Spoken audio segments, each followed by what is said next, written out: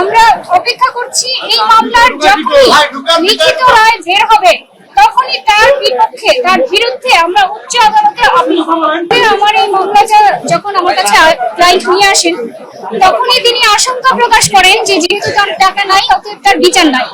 আমি আইনজীবী হিসেবে তাকে বারবারই বলি যে যেহেতু আপনার ঘটনাটা সত্যি আপনি অবশ্যই ন্যায় বিচার পাবেন।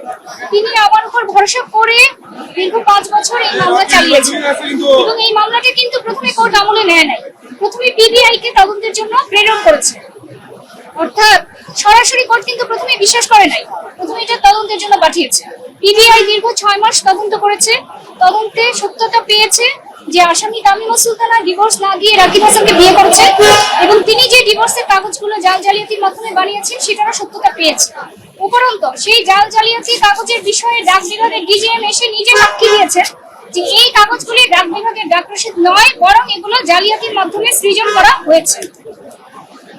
উপরন্তু আসামি নাসির হোসেনের বিরুদ্ধে যে অভিযোগ সেটা নাসির হোসেন নিজেই বাদীকে ফোন করে জানিয়েছেন তিনি জেনে শুনে বিয়ে করেছেন এবং তামিমা সুলতানা তার জেরায় সেটা স্বীকার করেছেন। এই সাক্ষ্য প্রমাণগুলো আমরা আদালতে তুলে ধরেছি, কিন্তু সেই সাক্ষ্য প্রমাণের বিষয়ে আমরা বিস্তারিত কোনো রায় পাইনি। রায়ে আসামিদেরকে খালাস দেওয়া হয়েছে অথচ আজ 10 জন, অথচ 3 দিন আগে আসামি পক্ষের আইনজীবী মিডিয়াতে বলেছেন যে 2 জনই খালাস প্রাপ্ত। সেখান থেকে আমাকে প্রশ্ন উত্থাপন হয় তখনই যে আসামি পক্ষ খালাসের বিষয়ে আগে থেকে কিভাবে জানেন। সেই প্রশ্নটা আসলে আমার কাছে না, সেই প্রশ্নটা জাতির কাছেই থাকতো যে আসামি পক্ষ আগে থেকে কিভাবে জানে। আমি আমার দিক থেকে বলতে পারি, আমার বক্তব্য এটাই যে আদালত এই সাক্ষ্য প্রমাণগুলোর বিষয়ে কোনো ধরনের পর্যালোচনা না করে, জুডিশিয়াল মাইন্ড অ্যাপ্লাই না করে এরকম একটি রায় দিয়েছেন যেই রায়ে আমরা সবাই সংক্ষুব্ধ। আমি মনে করি অপরাধীদেরকে ছেড়ে দেওয়া বাদীর সাথে অন্যায় করার সামিল।